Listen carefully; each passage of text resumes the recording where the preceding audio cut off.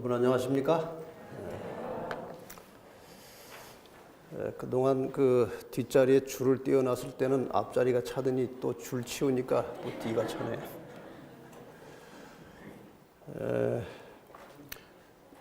지난 한 주간 동안 저녁 시간마다 아름다운 찬양으로 음악으로 우리 마음에 감동을 주시고 또 하나님께 영광을 돌리신 특별한 찬미를 주신 모든 분들께 감사합니다. 특별히 저녁 끝날 때마다 은혜스러운 찬미로 우리 마음에 감동을 주신 우리 김진숙 사모님 감사합니다. 그리고 저녁마다 사경에 참석하신 분들 고생 많으셨습니다. 보통 집회보다 한 20분씩 제가 더 했는데 계속 잘 나와 주셔서 감사합니다. 어머니가 그 아이에게 밥 먹일 때 아이는 배가 부른데도 계속 먹이는 그런 심정으로 한 것 같아요. 그렇게 이해해 주시기 바랍니다. 수고 많으셨고 특히 저희 집사람이 조마조마해서 참 고생을 많이 한 것 같습니다. 그 남편 설교하는 거 듣는 게 사모님들이 참 힘들어요. 또 실수하면 어쩌나 왜 저러나 이렇게 하고. 사모님들 여기 많이 계신데 고생들 많습니다. 다 하나님한테 맡기고 편안한 마음으로 들으세요.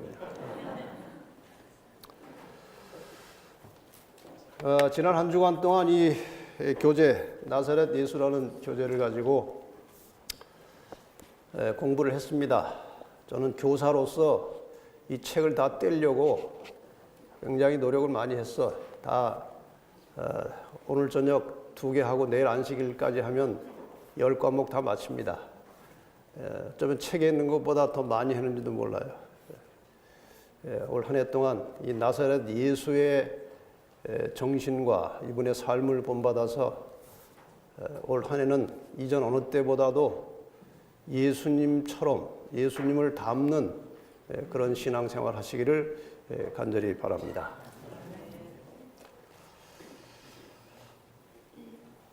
제 설교가 녹음되고 녹화돼 가지고 사방으로 돌아다녀서 저는 어디 가서 설교하기가 참 힘들어요.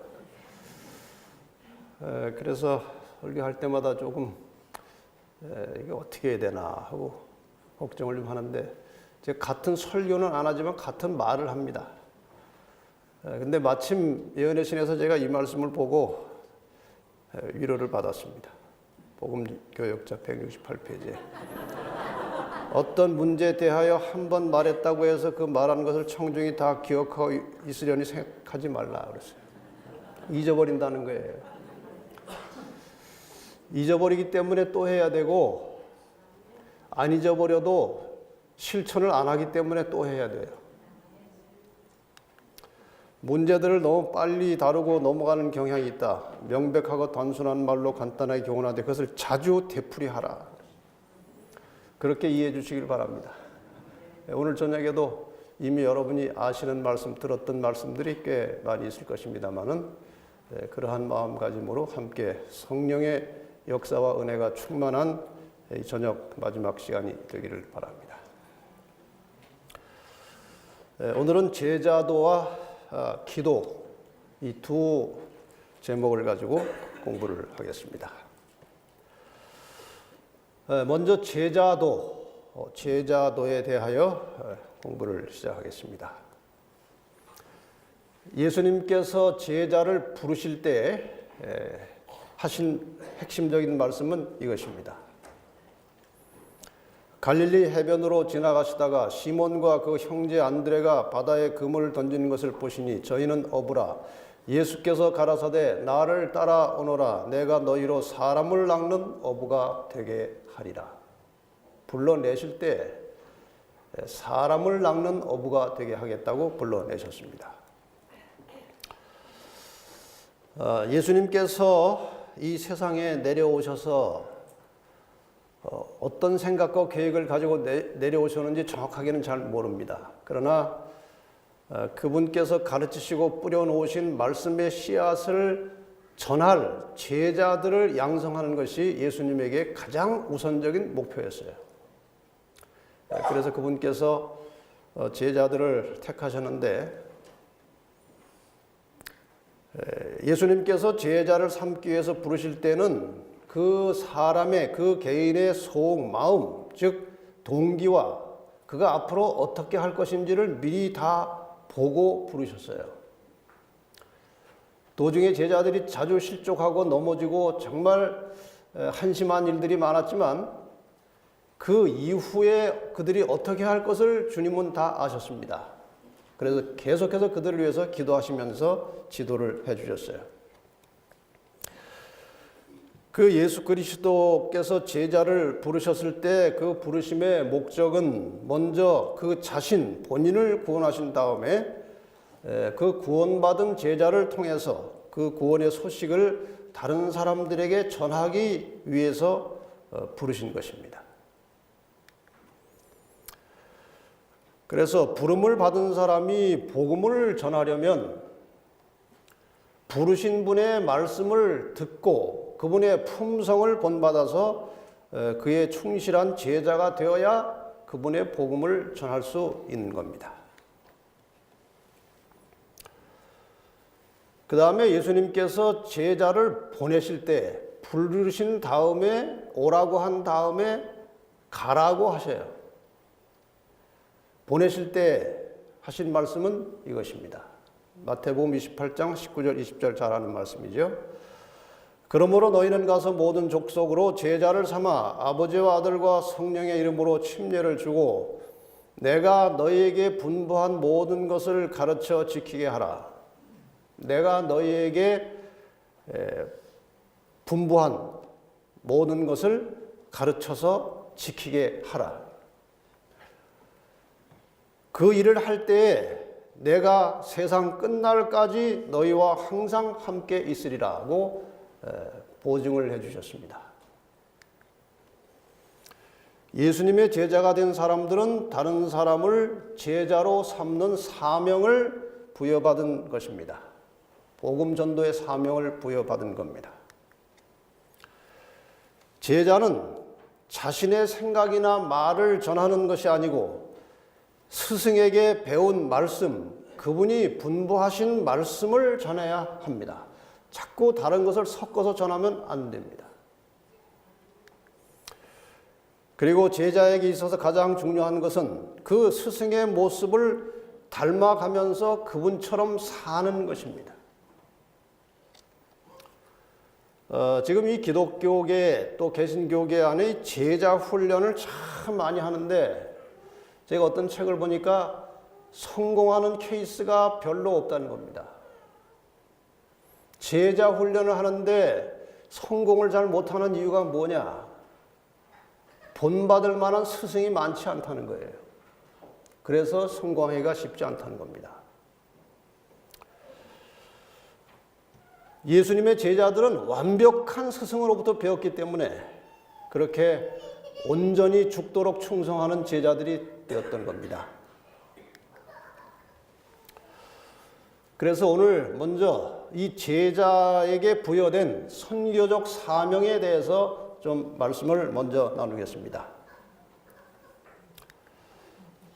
선교봉사 101페이지에 보면은 그리스도의 정신은 전도의 정신이다.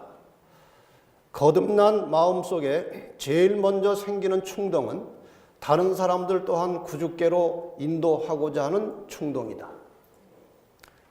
진정으로 물과 성령으로 거듭난 사람의 마음속에 일어나는 가장 최초의 충동은, 결심은 다른 사람들을 주님께로 인도하고 싶은 그런 충동이 있어야 된다는 겁니다. 그래야 제대로 거듭나는 거예요. 가정과 건강 264페이지 보면은 모든 진실한 제자는 한 사람의 선교사로서 하나님의 나라에 태어난다. 그는 구주를 알게 되자 즉시 다른 사람들에게 그분을 알려주고자 열망한다. 구원하고 거룩해 하는 진리를 그의 마음속에 숨겨둘 수 없다. 생명수를 마시는 사람은 생명의 샘이 된다. 받는 자는 주는 자가 된다. 예수 그리스도를 믿고 그분을 구주로 영접해서 내 마음속에 새로운 생명이 시작됐으면 그 생명을 나누어 주는 사람이 돼야 정상이라는 것입니다. 과연 우리의 마음속에, 우리의 심령 속에, 물과 성령으로 거듭난 우리의 마음속에 다른 사람들에게 이 복음과 생명을 나누어 주는 마음이 끊임없이 일어나고 있느냐 하는 것입니다. 생명수를 마시는 사람은 생명의 샘이 된다.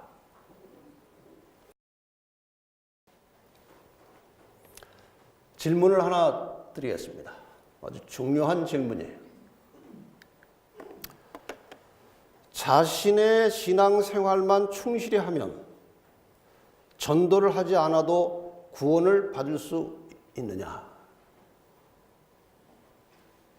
자기 신앙생활 충실히 하면 전도 안 해도 구원 받습니까? 못 받습니까? 이 대답은 함부로 예스, 노를 하기가 쉽지 않은 질문이에요. 제가 대답하지 않고 몇 예언의 신의 말씀을 인용하겠습니다.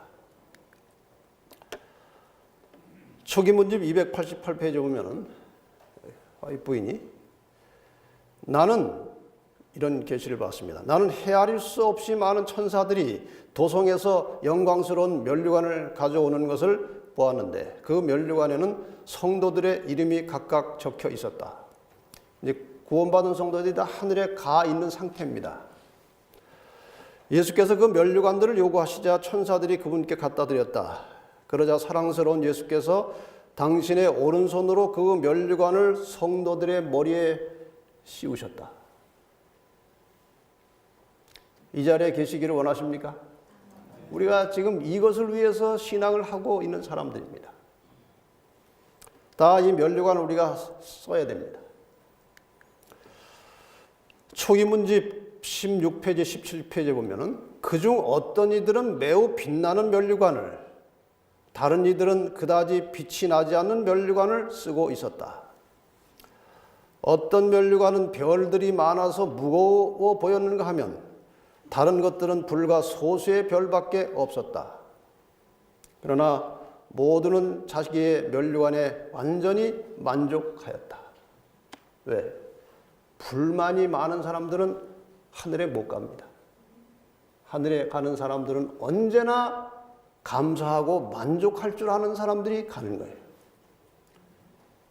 저 사람 별이 한 20개 붙었는데 나는 2개밖에 없다. 거기서 질투심이 생기면 안 됩니다. 다 만족했어요. 근데 문제는 이겁니다. 마지막 사건들 283페이지. 아무런 별이 없는 면류관을 가지고 하늘에서 구원받은 자는 한 사람도 없을 것이다. 만일 여러분이 영광의 궁전에 들어가면 여러분의 도움으로 그곳으로 들어가는 길을 발견한 어떤 영혼이 거기에 있을 것이다. 그러니까 이 별은 무엇을 상징하는 겁니까? 영혼 구원한 것을 상징하는 거예요.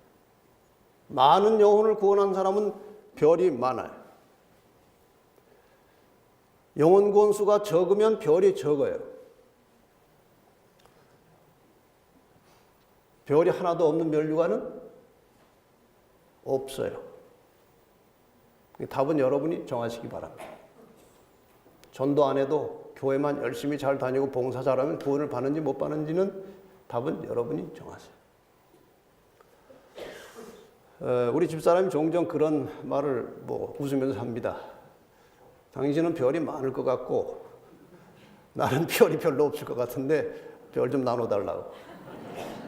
줄 수만 있으면 주지요. 근데 모르겠어요. 그게 가능한지. 이 말을 보면 많은 사람들이 참 힘들어해요.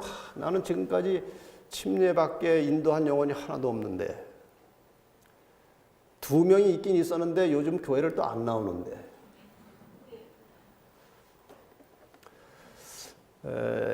이거는 아무도 미리 계산할 수가 없어요. 꼭 내가 전도를 안 해도 어떤 사람이 내 사는 모습을 보고 감동받아서 어디인가 가서 구원받을 수도 있어요.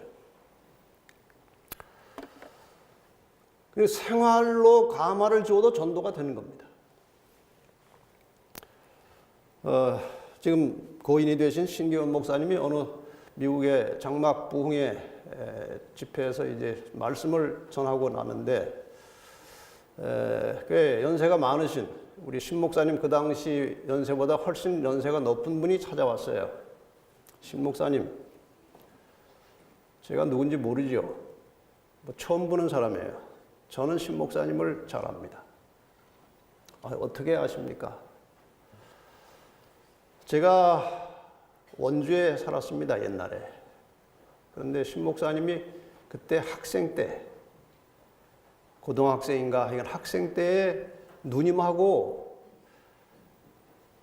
교회를 열심히 다니고 평상시 늘 몸가짐이 바르고 하는 모든 일이 아이들 같지 않고, 어떻게 그 아이가 저렇게, 학생이 저렇게 정숙하고 저렇게 성실하고 충실한 생활을 할 수 있을까 하고 궁금하게 생각했는데, 나중에 알고 보니까 그 누님과 신 목사님이 제7일 안식일 예수 재림 교인이라는 것을 제가 알았습니다. 저는 그때 교인이 아니었습니다. 그런데 오랜 세월이 지나서 제가 신앙생활을 해야 될 선택을 할 때가 되었을 때, 저는 그때 그 어린 학생들의 모습, 신 목사님과 그 누님의 모습을 생각하고 저는 재림교인이 되기로 결심을 하고 재림 성도가 됐습니다. 신 목사님은 전도 한마디도 안 했습니다. 그냥 그분의 모습을 보고 재림교인이 된 사람이 있는 겁니다. 그 별은 누구 별입니까? 그건 신 목사님 별이에요. 그러니까 너무 이 별에 너무 관심 쓰지 말고 아주 신실하게 주님 뜻대로 잘 살다 보면 저절로 영원 구원이 일어나는 겁니다. 그렇다고 또 전도를 하지 말라는 말은 아니니까 잘 알아서 결정하세요. 전도를 해야 되는 이유가 있어요.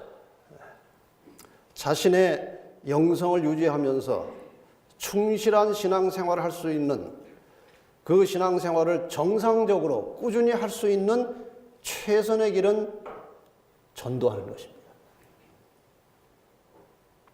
전도의 정신이 사라지는 순간에 신앙도 영성도 죽어가는 거예요. 이미 본 내용입니다만 다시 한번 보겠습니다. 하나님께서는 천사를 통해서도 선교 사업 끝낼 수 있으시다고 그랬어요. 우리가 일하지 않아도 죄인을 구원하시는 당신의 목적을 이루실 수 있다고 했습니다. 그러나 우리에게 복음 사업을 맡기신 이유는 그리스도의 품성과 같은 품성을 개발시키기 위해서 우리는 그의 사업을 분담해야 한다.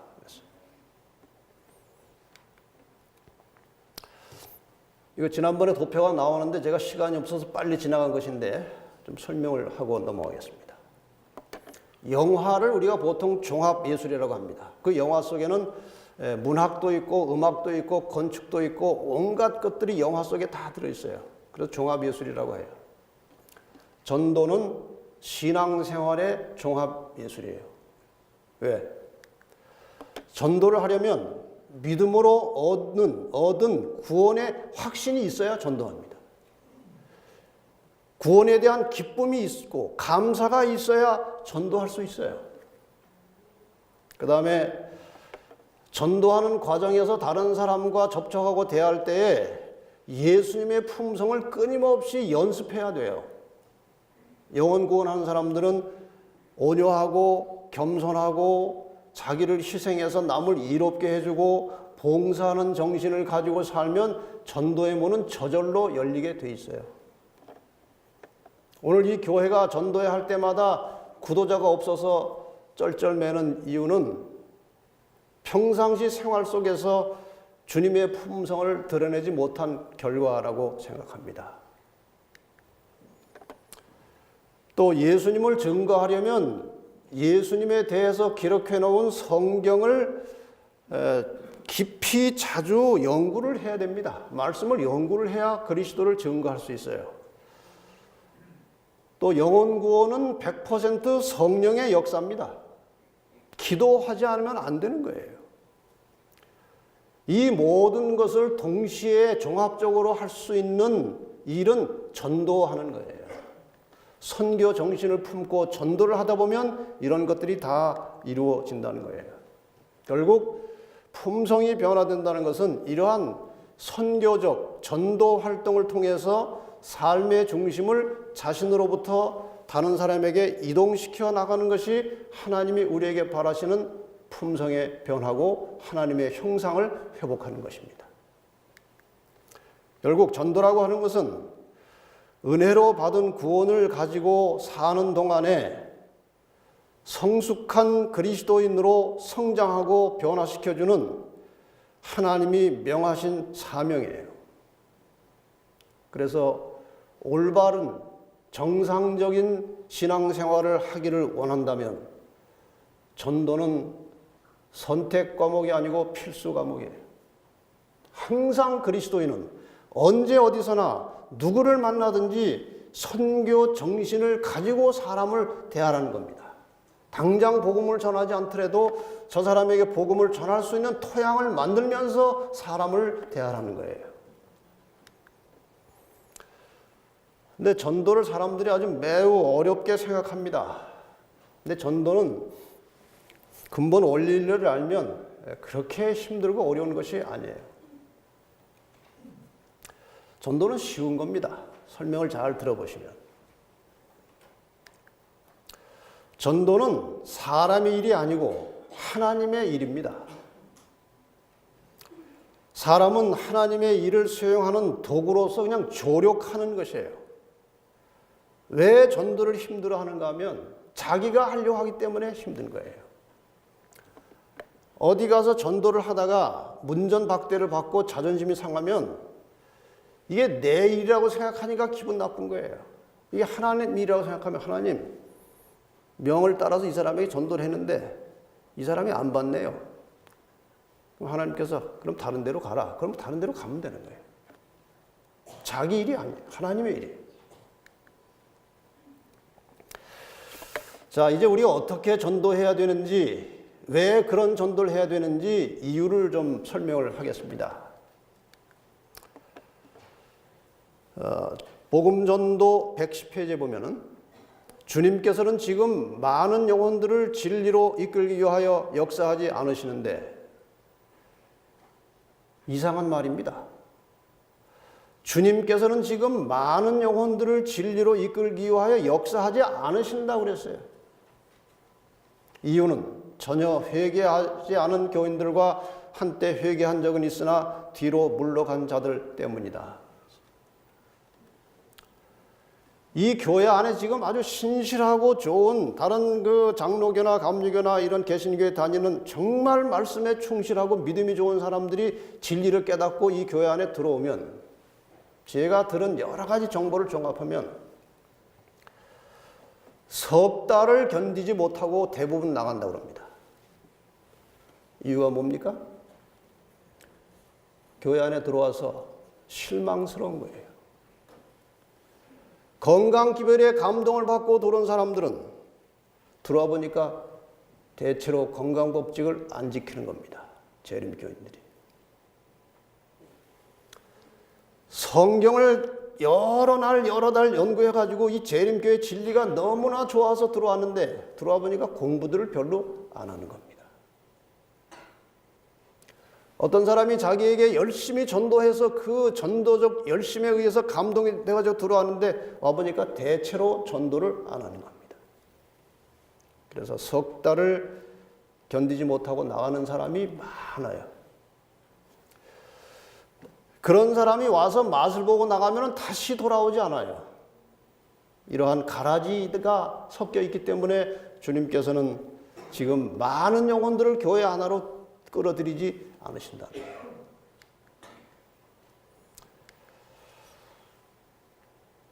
그 가라지가 언제까지 있을 거라고 그랬습니까? 예수님께서. 가라지 비유 있죠? 종들이 밭에 나가 보니까 주인의 명을 따라서 알곡만 뿌렸는데 가라지가 많이 나와 있어요. 집에 들어와가지고 주인님께 가라지가 많이 있습니다. 우리 뿌리지도 않았는데 어떻게 할까요? 뽑아낼까요? 그냥 둬라. 언제까지? 추수 때까지 함께 자라게 두어라. 실물교훈 74페이지 보면은 구주께서는 모든 가라지가 다 알곡이 될 시기가 있을 것이라고 말씀하지 않으셨다. 지금 이 교회 안에 알곡과 가라지가 섞여 있어요. 자신은 뭐라고 생각하십니까? 알곡이 많아요? 가라지가 많아요? 이것도 대답하기 어렵죠. 알곡이, 가라지가 많다고 하자니 그럼 당신은 뭐요? 그럴 것 같고. 알곡이 많다고 하자니 현실이 그런 것 같지가 않고. 이 교회 안에 모든 사람이 다 거듭나가지고 하나가 되기는 추수 때까지 불가능한 겁니다. 곡식과 가라지는 추수 때고 세상 끝날까지 같이 자란다 그랬어요. 세상 끝에 가서는 재림하실 때 가서는 가라지는 단으로 묶고 불에 사르고 알곡은과 하나님 곳간에 들여놓는다. 그래서 이 예내신이나 성경에 말한 늦은비 성령의 역사를 통해서 많은 사람들이 진리를 찾아서 구름처럼 모여들 것이다 하는 그 예언은 이 역사의 거의 마지막 부분에 일어날 일입니다. 외부로부터 주어지는 환난과 핍박을 통해서 이 재림교에 있던 가라지들이 떨려져 나가는 시기가 마지막 부분에 있을 거예요. 그 다음에 이 순결해진 교회에 늦은비 성령이 임하시면 큰 외침을 통해서 놀라운 역사가 바깥에서 일어나서 마지막 남은 자손에 합류하게 될 것입니다. 그 분리 작업이 끝나는 순간에 주님께서 오신 겁니다. 알곡을 데리러 오신 거예요. 예수님의 선교 전략에 이 원리가 그대로 나와 있습니다. 예수님께서는 오셔서 제자들을 훈련시키셨어요. 그리고 말씀에 씨를 뿌리셨어요. 예수님은 교회를 세우지 않았습니다. 수많은 청중들에게 하늘에서 가져온 말씀의 씨를 뿌렸어요. 예수 그리스도의 십자가 경험을 통해서 제자들이 성령을 받았습니다. 제자들이 변화되었고 성령 충만한 제자들이 나가서 크게 외쳤을 때에 큰 능력이 나타났고 수많은 사람들이 하루에 수천 명씩 하나님의 품으로 돌아왔습니다. 자, 그 하루에 수천 명씩 돌아왔던 그 알곡들이 도대체 어떤 사람이 들어왔느냐 이거예요. 누가 들어왔느냐. 예수님께서 씨를 뿌려 놓으셨을 때 그 씨앗이 마음속에 들어가 있던 사람들이 성령 충만한 제자들이 외칠 때에 알곡이 돼가지고 성도가 된 겁니다. 예언의신에서 그 내용이 나옵니다. 음전도 35페이지에 보면 많은 사람들이 모이는 곳에서 예수님께서 하늘의 기별을 전했습니다. 많은 사람들이 예수님으로부터 마음밭에 씨 뿌림을 받았어요. 그 결과로 십자가의 죽으심과 승천 이후에 수천 명이 하루에 회개할 수 있게 되었다. 그리스도께서 뿌리신 씨, 말씀은 마음속 깊이 심어지고 싹이 터서 제자들이 성령의 은사를 받았을 때 수확을 거둬들일 수 있게 되었다. 제자들이 성령 받고 나가서 전했을 때 그냥 아무나 수천 명씩 들어온 게 아니고 예수님께서 살아계실 때에 이 땅에 계시는 동안에 하늘의 말씀의 씨앗을 뿌릴 때 그 씨앗이 뿌려졌던 사람들이 성령의 역사를 통해서 결실하여 회심하는 거예요. 이것은 마지막 때에도 같은 현상이 일어날 것입니다. 오늘 우리는 씨를 뿌리는 겁니다. 너무 수학을 초조하게 생각하지 말고 각 처에서 각 교회마다 말씀의 생명의 씨앗을 뿌리는 전도를 하는 거예요. 당장 교회 안에 큰 수확이 없을 수도 있어요. 그러나 그 과정 속에서 하나님께서 추수꾼들을 종종 보내주십니다. 결실이 전혀 없는 것이 아니에요. 이제 우리가 마지막 순간에 전적으로 예수 그리스도를 믿음으로 말미암는 의를 경험하게 될 때에 늦은 비 성령이 임하실 것이고, 늦은 비 성령이 충만한 택함받은 종들이 큰 외침을 통해서 마지막 추수를 하면서 대량으로 영혼들을 수확하는 결과가 초대교회와 똑같이 일어날 겁니다.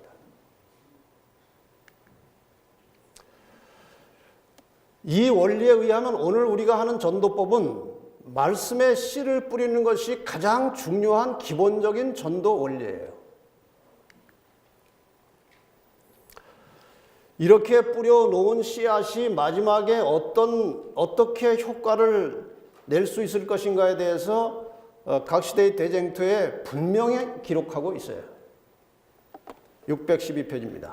기별은 변론으로 전해지기보다 하나님의 영의 깊은 감동으로 전해질 것이다.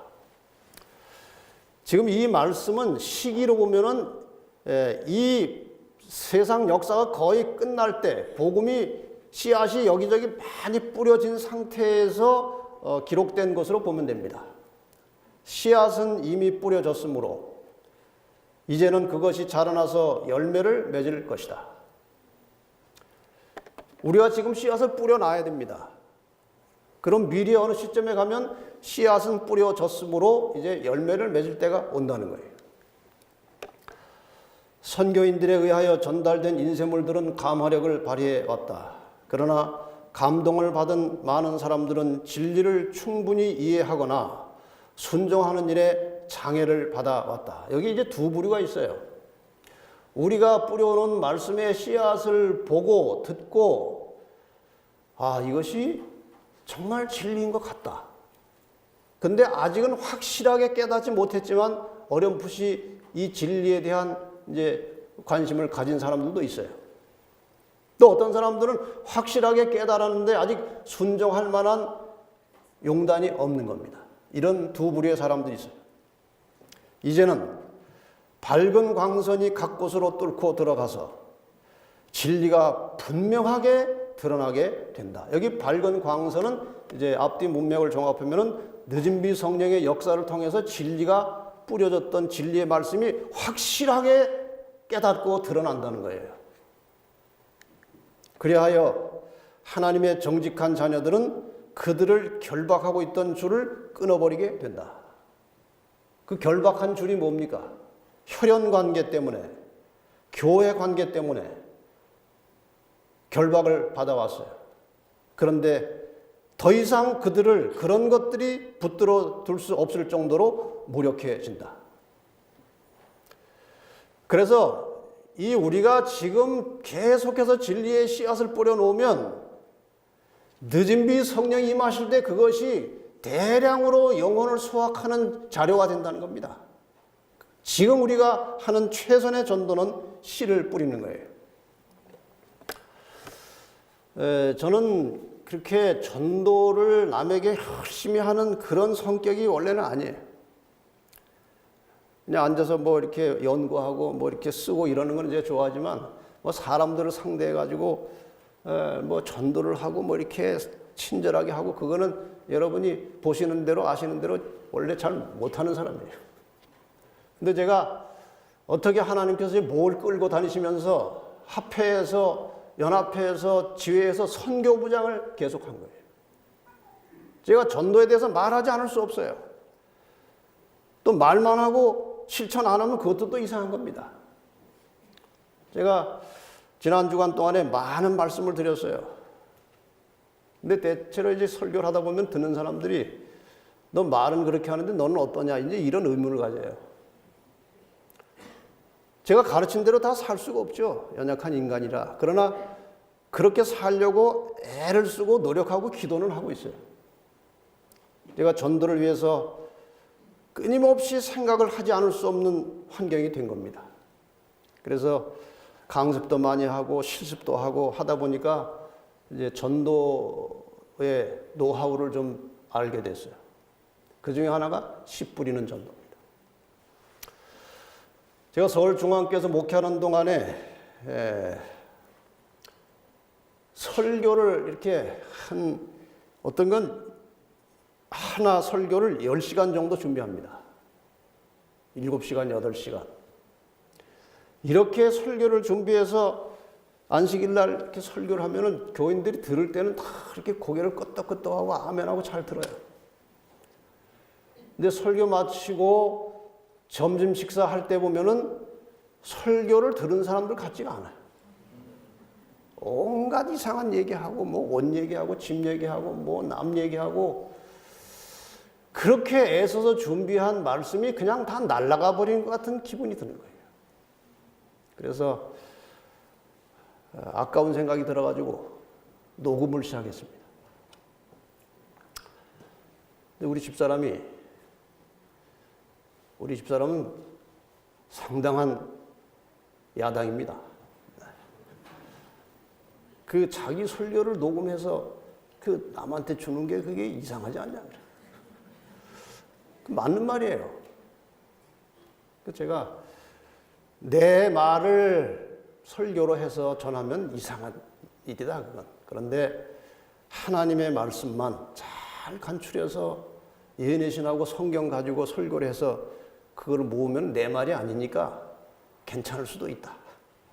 그래가지고 저는 설교할 때마다 강의할 때마다 하나님의 말씀의 씨앗을 준비하는 심정으로 설교를 준비했어요. 이게 습관이 돼가지고 저는 거의 설교 내용이 예내신 아니면 성경절이에요. 그리고 녹음을 하다 보니까 말을 함부로 할 수가 없어요. 상당히 조심을 해야 됩니다. 퍼져나가니까 그게. 어쨌든 그렇게 저렇게 해서 수많은 설교와 강의를 녹음을 다 해놓은 거예요. 교인들이 이걸 퍼뜨립니다, 이제. 녹음 테이프를 뭐 미국으로 뭐 일본으로 호주로 막 퍼뜨려요. 씨를 만들어 놓으니까 일을 하는 거예요. 그래서 그 씨를 다 이제 모았어요. 그동안 만든 씨를 모아가지고 씨앗 가게를 차렸어요. 그것이 진리바다예요. 이 속에다가 인터넷에다가 준비한 씨앗을 다 집어넣은 겁니다. 누구나 들어와서 이제 말씀을 받으라는 거예요. 물론 다른 분들 설교도 제가 꽤 많이 넣어놨습니다. 그런데 확실히 하나님의 말씀은 생명력이 있어요. 살았어요. 움직여요. 운동을 하는 것입니다. 지금 수많은 사람들이 여기에 들어와서 개신교인들 뭐 망라하고 씨앗을 사고 있어요. 지금 이 사이트 안에만 현재까지 56만 회가 됐어요. 그리고 누적된 수가 56만 명이 말씀을 클릭해서 들은 거예요. 지금 하루에 이 속에는 한 150에서 200명씩 매일 들어와요. 그리고 다른 그 SNS 매체를 통해서 하루에 한 400 내지 500명씩 들어와서 보는 거예요. 많은 사람이 이 씨를 가지고 지금 속에다 담고 있는 거예요. 어떤 분이 여기 와서 이 씨를 가지고 말씀을 듣다가 장로교인인데 자발적으로 자기 발로 대구의 어느 한 교회를 찾아왔어요. 공부하고 침례를 받았어요. 그 사람 방송계에서 대단히 활약을 하던 탁월한 어떤 여성분이에요. 근데 남편은 이제 서울 의대에 나온 의사인데 아무 관심이 없어요. 재림교회에 대해서. 제가 이 이야기를 누구한테 전해 듣고 그분은 뭐 저를 한 번도 본 적도 없고 저도 잘 몰라요. 전화번호만 얻어가지고 와서 주소를 확인한 다음에 또 시를 하나 보냈습니다. 내가 개신교인들을 위한 씨앗으로 만든 책이 이 지구정말 시나리오예요. 개신교인들 용어로 만든 씨앗입니다. 이것이. 여기 이걸 보냈어요.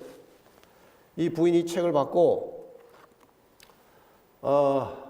책을 보려고 하니까 남편이 그 뭔 책이야? 내가 좀 먼저 보지. 성령의 역사하는 거예요. 제가 그 두 분을 위해서 기도하고 있었거든요. 그리고 책을 보냈어요. 남편이 책을 내리 3번을 읽더래요. 그러더니 나 안식교 가서 침례받아야 되겠다. 그 자리로 가서 침례받았어요. 학원교회 가서. 어느 학원인 제가 천안어디예요. 두 사람이 재림교인이 된 다음에 제 사무실에 찾아왔어요.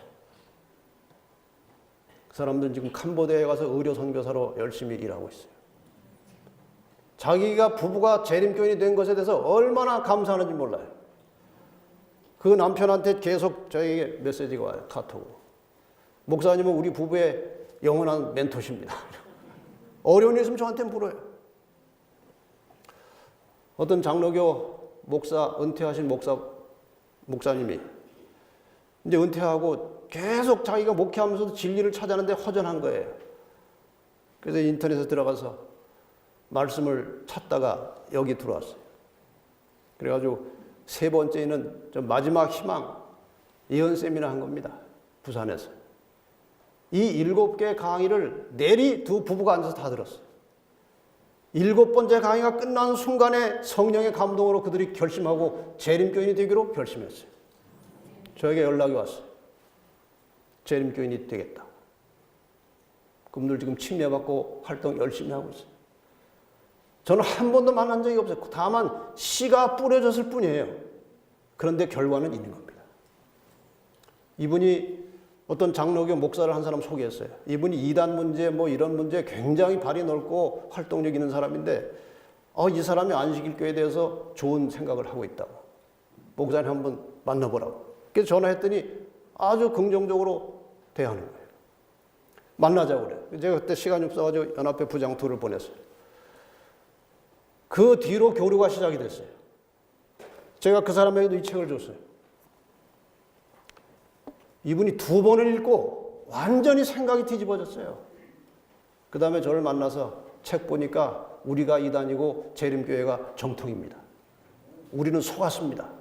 그때부터 이 사람이 안식일교회 바로 세우기 운동을 시작해서 지금 2년, 3년 돼가요. 지금 많은 일이 진행되고 있어요. 얼마 전에는 이분이 주선을 해가지고 개신교회 그 학자들하고 개신교계의 기자들 모아놓고 개신교에서 안식일교회에 대해서 아주 이상하게 생각하는 중에 하나가 2300조의 조사심판입니다. 해명을 좀 하시오 그래서 제가 이 사람들 앉혀놓고 2시간 동안 성서 문제, 2300주야 재림전 심판에 대해서 설명했어요. 이런 일은 처음 있는 일이에요.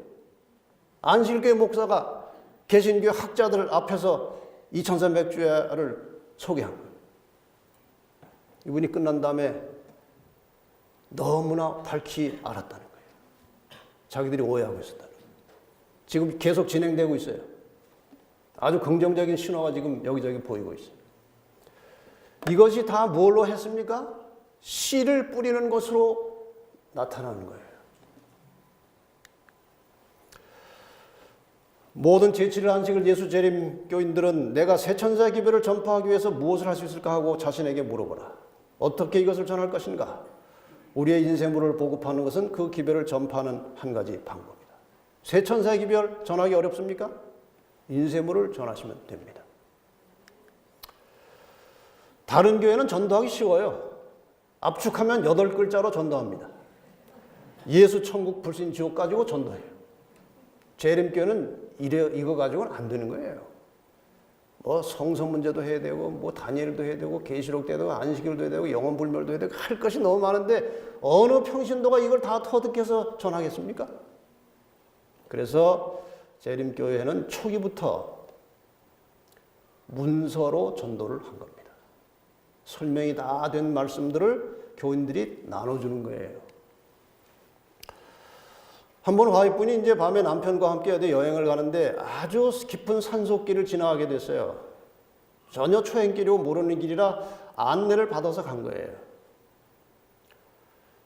근데 길을 가다가 이 안내하는 사람조차도 길을 잃어버렸어요. 그래가지고 불가피하게 어느 한 집에 들어가서 하루 저녁을 머물게 됐습니다. 들어가서 머무는 동안에 하루를 자고 아침에 나오면서 우리 재림교회 기별이 담긴 책자를 하나 두고 나온 거예요. 아무 설명 없이 책자만 두고 나왔어요. 그리고 잊어버렸어요. 몇 년 후에 이런 결과가 나왔어요. 수년 후 장막봉에서 우리는 몇몇 사람들을 소개받았는데 그들은 자신들의 이야기를 우리에게 말해 주었습니다. 돌이켜 생각해 볼 때 실수로 길을 잃어 그것을 방문했을 때 남겨둔 책이 그곳에 뿌려진 씨앗이 되었던 것입니다. 우리가 실수라고 생각했던 그 사건으로 말미암아 모두 20명이 개심하였습니다.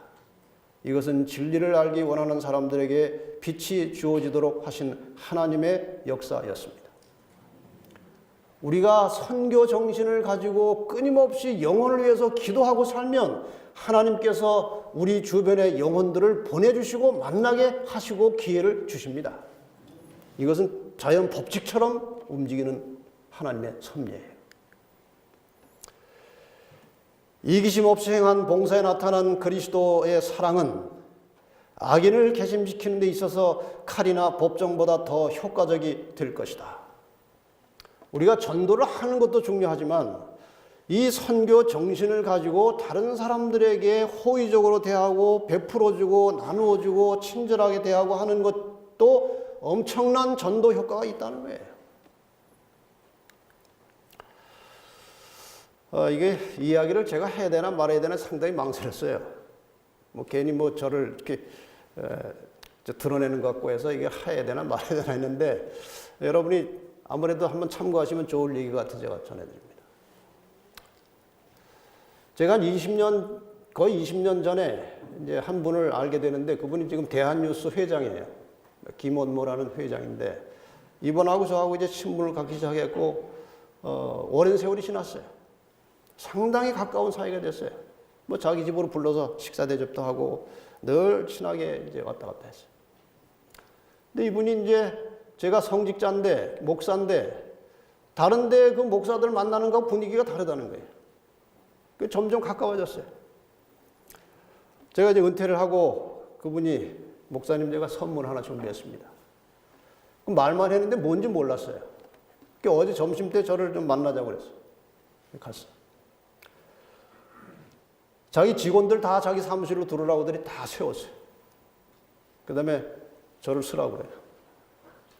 자기가 준비한 상패를 하나 증정하는 세레머니를 하는 거예요.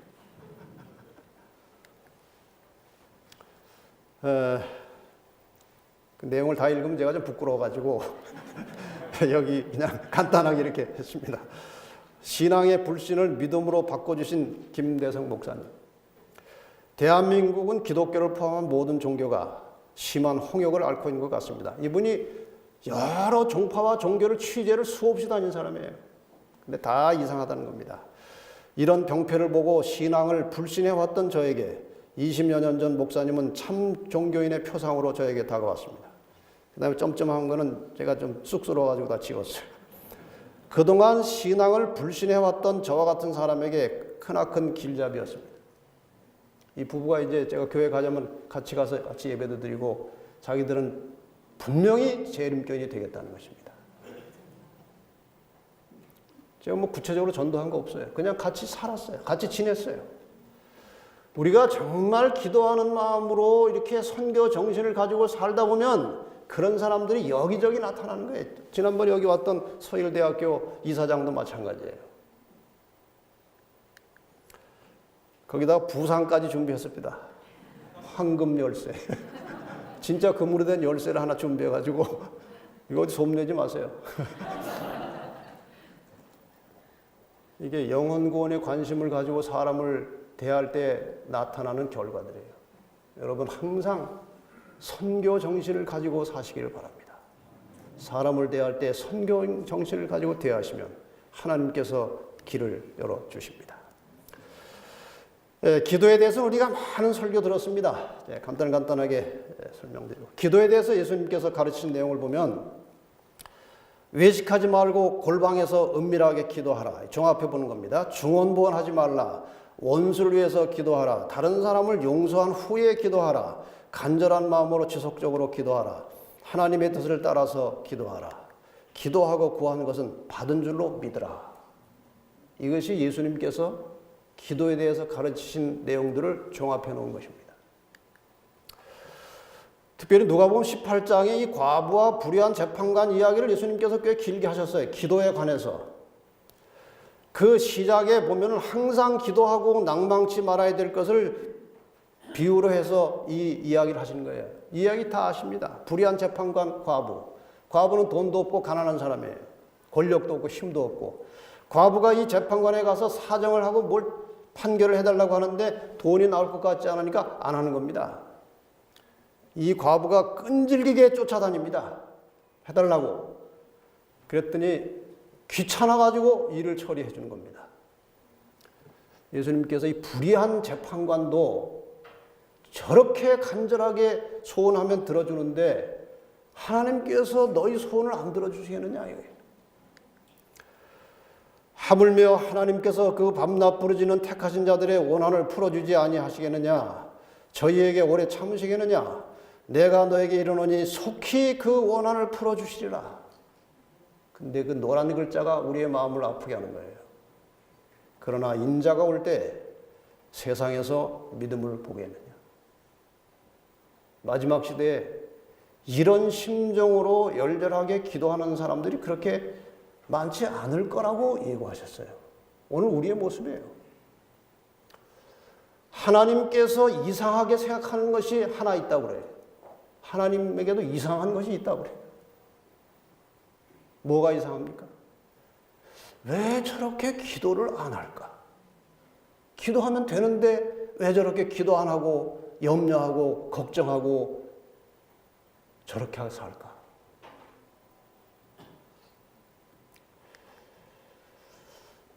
예수님께서 성령 충만한 삶을 사신 것은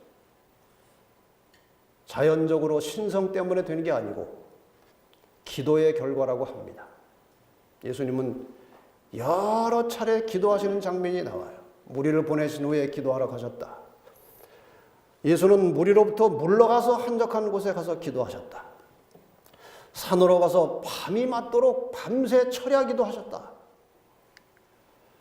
습관을 쫓아 감람산에 가서 기도하셨다. 우리에게 본을 보이려고 기도하셨습니까? 기도가 필요해서 하셨습니까? 물론 두 가지 다 합니다. 더 중요한 것은 예수님도 인성으로서 기도가 필요해서 기도하셨어요. 오늘 우리는 어떻게 해야 됩니까? 어떤 면에서 예수님보다 더 해야 됩니다. 한 책에 보니까 이렇게 기록이 되어 있어요. 나사렛의 뒷동산이 그의 숨겨진 비밀을 내놓을 수 있다면, 갈릴리 호수가 그 목격한 것을 말할 수 있다면, 예루살렘 주변의 외진 장소들이 저들의 이야기를 할 수 있다면, 감람산이 입을 열어 그곳에서 일어난 일들을 말할 수 있다면, 그들은 우리들에게 다른 그 무엇보다도 우리 주님의 기도 생활에 대하여 말할 것이다. 이렇게 주님은 수많은 시간 기도하셨어요. 그 결과로 성령 충만한 삶을 사셨다고 되어 있습니다. 신물권 139페이지에 나옵니다. 그는 매일 아침 여러 시간 동안 아버지와 교통하심으로 하늘의 빛을 사람에게 나눠줄 준비를 하셨다. 그는 날마다 성령의 새로운 침례를 받으셨다. 날마다 여러 시간. 주님께서는 매일 아침 이른 시간에 일어나셔서 다른 사람들에게 나누어 주시기 위하여 자기의 심령과 입술에 은혜의 기름을 바르셨다. 아침마다 주님은 일어나서 여러 시간 동안 기도하시면서 백성들에게 나눠줄 말씀을 준비하시고 성령의 침례를 받으시고 하루의 일과를 시작하셨다고 되어 있습니다. 마찬가지로 우리 그리스도인들도 성령의 역사로만 살게 돼 있어요. 예수님께서 성령으로 잉태하셔서 성령의 능력으로 한평생을 살다가 가셨듯이 물과 성령으로 거듭난 우리들도 똑같은 원리로 성령의 역사로 살아가야 한다는 것입니다. 목사에게 보낸 권면 490페이지 보면은 우리의 경험 어느 지점에서도 우리의 첫 출발을 가능하게 했던 그 도심이 없이 지낼 수 없다고 되어 있어요. 이 말씀을 좀 설명했습니다. 죄 중에서 우리가 출생했어요. 도중에 성령으로 거듭났어요. 이것이 첫 출발입니다. 우리의 첫 출발을 시작할 때 도와주셨던 분은 성령이셨습니다. 그것을 가능하게 하신 분이에요. 그 다음에 그 이후에 어느 지점에서도 그 첫 출발을 가능하게 하신 성령의 도움 없이는 지낼 수 없다고 되어 있어요. 우리가 물과 성령으로 거듭난 이후에 성령으로 태어나신 예수님께서 모든 삶의 순간을 성령의 지도를 받았듯이 우리도 마찬가지로 성령으로 거듭난 이후에는 주님처럼 삶의 순간순간마다 우리의 경험 어느 지점, 매 순간 지점 그곳마다 성령의 도우심이 필요한 것입니다. 삶의 순간마다 육으로 살지 말고 성령의 능력으로 살라는 겁니다.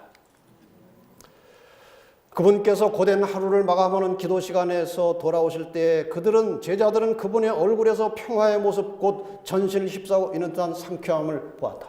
그렇게 피곤하게 하루를 일하셨는데도 저녁 늦은 시간 산에 가서 기도하고 나오실 때는 완전히 회생된 모습으로 나오시더라는 거예요. 또 그분은 아침마다 하나님과 더불어 시간을 보낸 후에야 사람들에게 하늘의 빛을 전하기 위해 나가셨다. 제자들은 그분의 그 능력 있는 말씀, 그분의 삶, 그분의 사업의 능력이 기도 시간과 관련이 있다고 깨닫게 됐어요. 이러한 배경을 가지고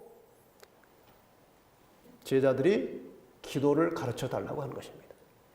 누가복음 11장 1절에 예수께서 한 곳에 기도하시고 나오시는데 제자 중 하나가 우리에게도 기도하는 것을 가르쳐 주십시오. 그때 예수님께서 즉석에서 간단하게 기도의 하나의 원형을 말씀하셨는데 그게 주기도문이에요. 다시 한번 말씀하신 겁니다. 주기도문을. 그 다음에 이야기를 하나 하십니다. 늦은 밤에 친구가 찾아왔는데 저녁을 안 먹고 온 거예요. 그래서 이 집주인이 친구의 저녁을 좀 먹이려고 하는데 집에 떡이 다 떨어졌어요. 옆집으로 밤늦은 시간에 떡 빌리러 갔습니다. 문을 두드렸어요. 안에서 소리가 나왔는데 떡 좀 빌려주세요. 3덩이만. 지금 우리 다 누워서 잤는데 늦은 시간이라 떡은 무슨 이 시간에 떡입니까? 내용을 들어보니까 떡이 없는 건 아니에요. 있는데 귀찮다는 거예요.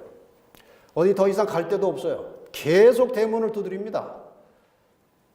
집안에서 주인이 생각하기를 떡을 안 빌려주면 잠을 못 잘 것 같아요.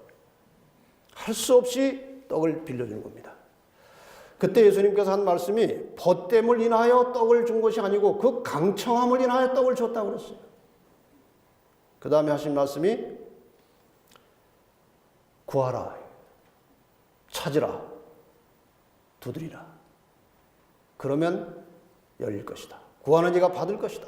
찾는 이가 찾을 것이다. 두드리는 이에게 열릴 것이다. 여기 구하라, 찾으라, 두드리라고 하는 것은 예수님께서 무엇을 구하라, 찾으라, 두드리라 아직 정답은 말씀하지 않으셨어요. 다만 제자들이 예수님의 그 모든 삶의 능력의 근원이 기도에서 나온다는 사실을 깨닫고 기도를 요청했어요. 근데 예수님은 사실 그 기도와 함께 성령을 이들에게 가르쳐주고 싶은 거예요.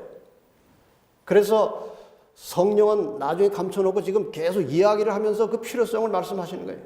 구하라, 찾으라, 두드리라. 그 다음에 마지막 결론은 뭡니까? 이겁니다. 이 이야기의 결론은 이거예요. 같이 한번 읽을까요? 시작. 너희가 악할지라도 자식에게 좋은 것을 줄 줄 알거든 하물며 너희 천부께서 구하는 자에게 성령을 주시지 않겠느냐 하는 거예요. 성령은 저절로 임하는 것이 아니라는 거예요. 열렬하고 간절한 심령으로 기도하는 자에게, 구하는 자에게 성령이 임하신다는 겁니다. 제가 한때 이런 생각을 잠깐 했어요.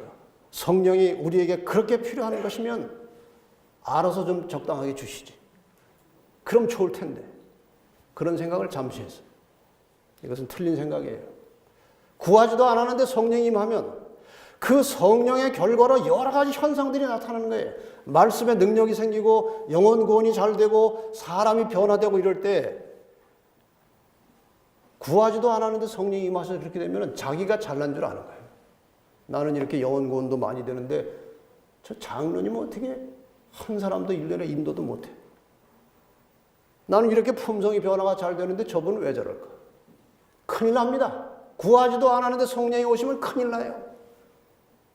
그래서 정말 열렬하게 간절하게 떡을 안 빌려주려고 하는 그 남의 집 대문을 끝까지 두드려서 떡을 받아가는 심정으로 기도한 다음에 성령이 임하셔서 결과가 나타나면은 100% 하나님께 영광을 돌리는 겁니다. 그런 준비가 될 때까지 성령은 임하지 않는 것입니다. 오늘 우리가 해야 될 가장 중요한 핵심의 기도는 성령을 구하는 것입니다.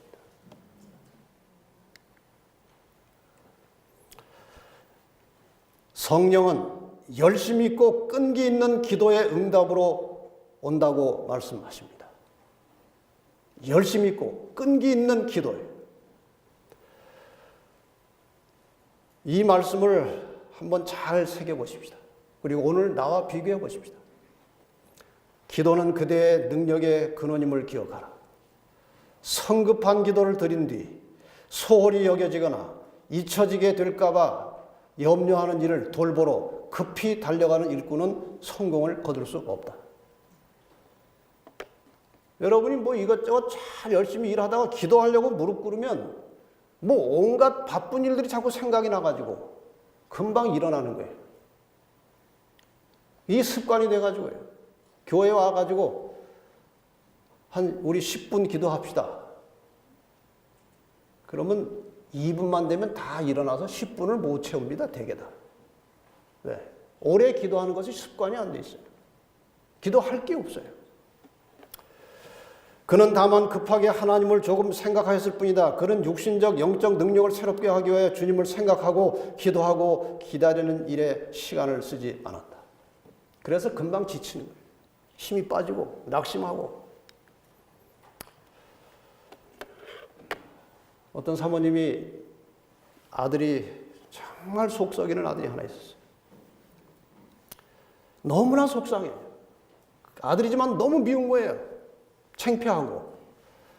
늘 이 아들을 보면 거부감이 생기는 거예요. 왜 저런 아들이 나한테서 나왔을까? 고민하다가 어느 날 저녁에서 밤에 기도를 시작했어요.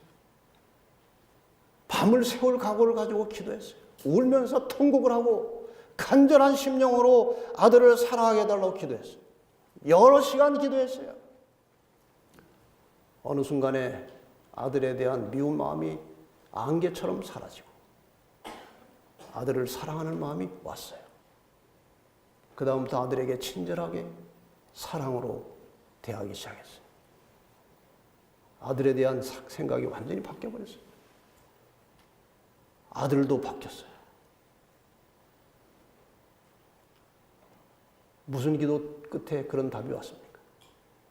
열렬한 사생결단하고자 하는 그런 간절한 기도에 하나님이 응답하셨어요.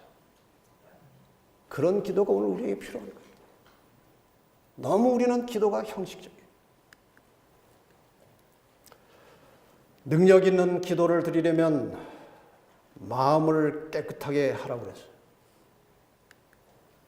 형제와 화목한 사람이 되라고 그랬어요. 그래야 능력 있는 기도가 나옵니다. 능력 있는 기도를 드리려면 경건하게 살라는 겁니다. 의인의 간구는 역사하는 힘이 많으니라. 주의 눈은 의인을 향하시고 그의 귀는 저의 간구에 귀를 기울이신다. 믿음을 가지라는 겁니다. 내 이름으로 무엇을 구하든지 내가 시행하리니. 믿음을 가지라는 거예요. 기도하면 받은 줄로 믿으라는 거예요. 기도하고 구하는 것은 받은 줄로 믿으라. 혹시 안 받아지고 되면 하나님이 조금 연장하시거나 그 기도가 하나님의 뜻에 안 맞는 겁니다. 반드시 그건 법칙처럼 지켜지는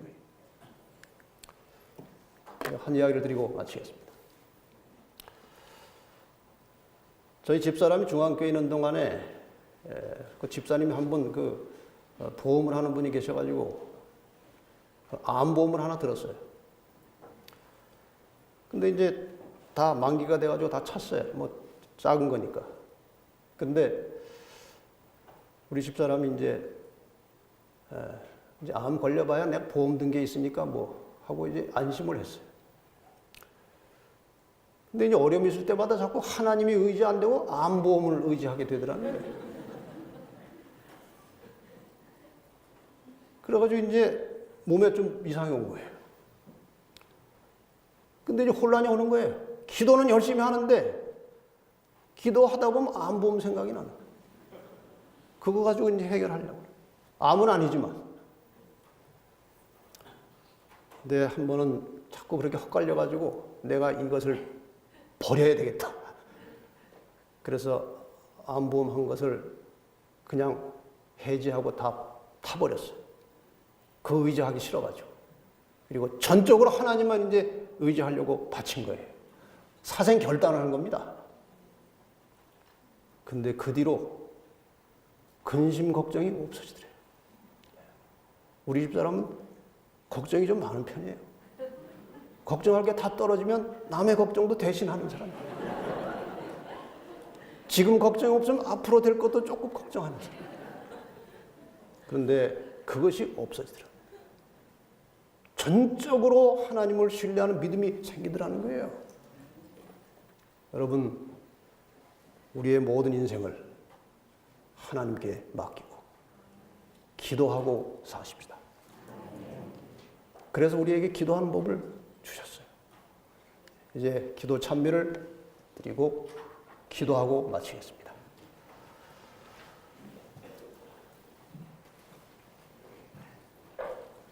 우리 사모님 기도 찬미 마치고 바로 기도하고 마치겠습니다.